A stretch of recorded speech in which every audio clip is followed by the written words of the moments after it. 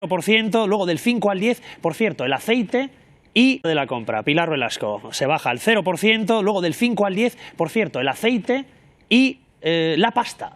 Del 10 al 5% de IVA, se baja también ese impuesto.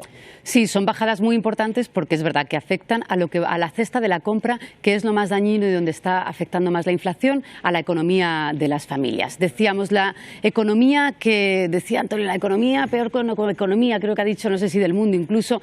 A ver, hay que ser realistas con los datos. En este momento o este año las medidas han funcionado, muchas de ellas nos colocan como la cuarta economía que más crece, con la inflación de los mejores datos de Europa, y hay que subrayar que es verdad que el problema lo tenemos en los sueldos, que crecen muy despacio, la patronal negándose a esa nueva subida del SMI, que es con lo que también la gente va y llena la cesta de la compra. Las medidas tienen mucho impacto, efectivamente son para los próximos 6 meses algunas de ellas, otras van a durar un año. La de los transportes, ese 30% que subvenciona el abono transporte, que también es lo que notamos todos cuando salimos y vamos a trabajar, se va a mantener con ese 20% que tienen que poner las comunidades autónomas. En algunas, como Madrid, no se pone, con lo cual no se nota, pero sí que afecta al bolsillo directamente. Permitidme, vamos a volver. Fíjate, estaba viendo la cifra del salario medio en España y es que, claro, más de la mitad de la población cobra los 27.000 euros. En España hay efectivamente sueldos bajos, y este paquete de medidas no solo afecta a las familias más vulnerables, sino que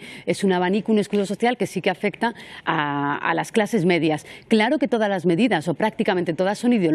Fijaos el debate y el choque de trenes que hay siempre con la vivienda y lo que ha costado que lleguen a un acuerdo. Hasta última hora, hasta esta mañana, estaba negociando Yolanda Díaz con Pedro Sánchez la medida de los alquileres para prorrogarlo durante 6 meses, para que esas subidas no puedan superar el 2%, y que es lo fundamental, porque dices, bueno, una ayuda de 200 euros para hacer la cesta de la compra, perfecto, pero es que si te suben referenciado al IPC el alquiler, las subidas son muchísimo mayores, ¿no? Con lo cual sí que hay estas medidas, claro que son unas medidas que corresponden al Gobierno, ahí ha habido mucha batalla y arrastrarán, por ejemplo, con el caso de la vivienda, al 2023 esa ley Vamos a que seguir tiene que analizando salir. más. ¿Ahora por impuestos? Por traducir No lo que dice utilizaría- Iñaki Ortega. La información adecuada la tienen todos los invitados en boca de todos. Lo que se refiere Iñaki Ortega es la información de Unidas Podemos, que tiene... No, del gobierno, del gobierno. Y del gobierno y del Es que entorno. nos habéis tenido un ratito esperando, entonces ha dado para ver qué medidas estaba aprobando el gobierno durante esa rueda de prensa, hasta dónde podían afectar, cómo había quedado los alquileres, las hipotecas. Efectivamente, había 2 grandes medidas que tenemos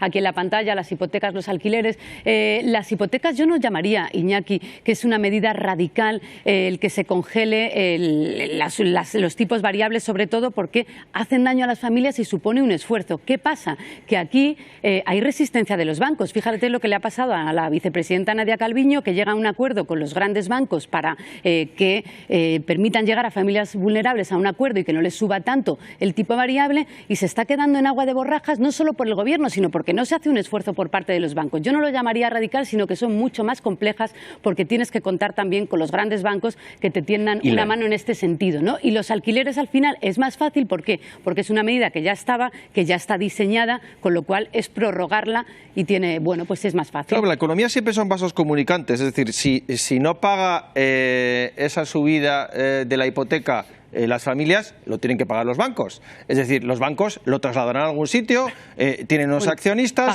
tendrán menos beneficios, porque eso tiene que pagarlo alguien. Exactamente igual que el alquiler. El alquiler, si no me suben a mí el alquiler, pues es estupendo, pero alguien asume unos menores ingresos. Es decir, el casero, que legítimamente puede vivir de tener hoy un piso alquilado, pues resulta que él ve que sus suministros son más caros, pero firmante de un contrato... dejar de ingresar. Pero nos desvivimos por el interés de los balances de los bancos y no de las personas. Y aquí lo que pasa, no te metes a veces lo que pasa lo de los desahucios del año 2011. Incapacidad manifiesta. La Constitución española, la propiedad privada subordinada al interés público. Ante la incapacidad manifiesta de la Administración para desarrollar sistemas de vivienda pública que la gente pueda pagar, están haciéndole pensar Antonio, a los cuando no te ciudadanos metes, desahucian a la gente. que eso depende Pero del esa vivienda propietario pública no la hace el Al BBV. que crítica del Partido Popular cumple con sus socios de gobierno, no con los españoles. Pilar.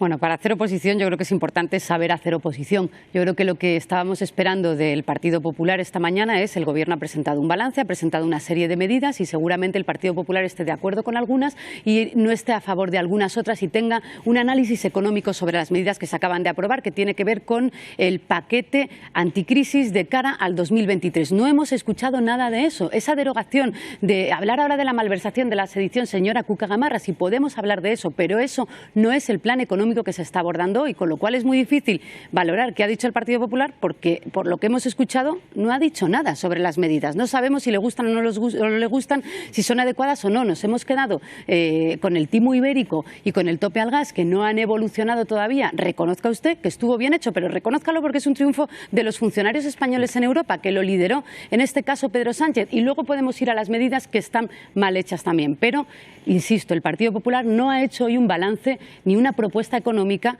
en un día tan importante como es el del cierre del año. Es cierto que la bajada del IVA a los productos de primera necesidad, es cierto que sí era una propuesta que habíamos escuchado en boca de líderes del Partido Popular. Se lo escuché la semana pasada, pero oiga, es una medida la bajada de los alimentos, es lo único que tiene que decir de un paquete que afecta a múltiples sectores. Podrán reclamar lo que quieran, pero eso no se va a producir, en referencia, entiendo, a un referéndum de autodeterminación. ¿Cuántas veces se lo tengo que decir? Que no voy a gobernar con Bildu.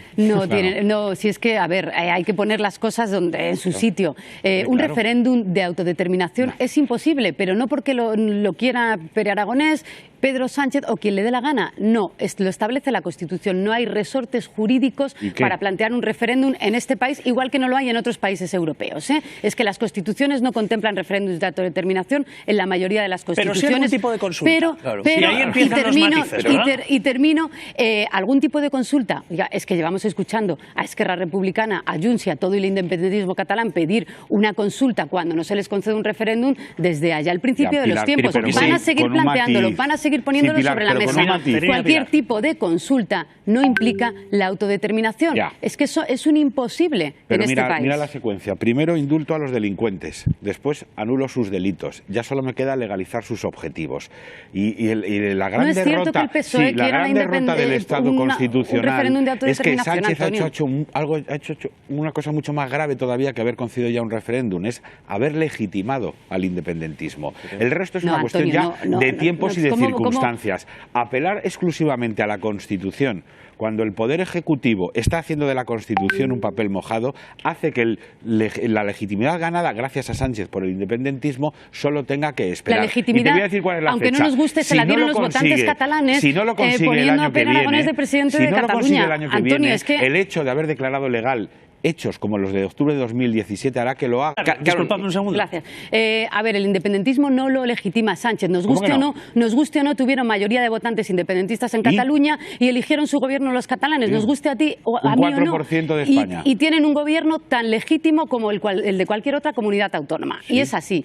Que el independentismo puede plantear un programa independentista, pues también, nos guste o no, lo contempla la Constitución y es absolutamente legal. Vamos a preguntárselo a Arcadi Espada, periodista del Mundo. Arcadi.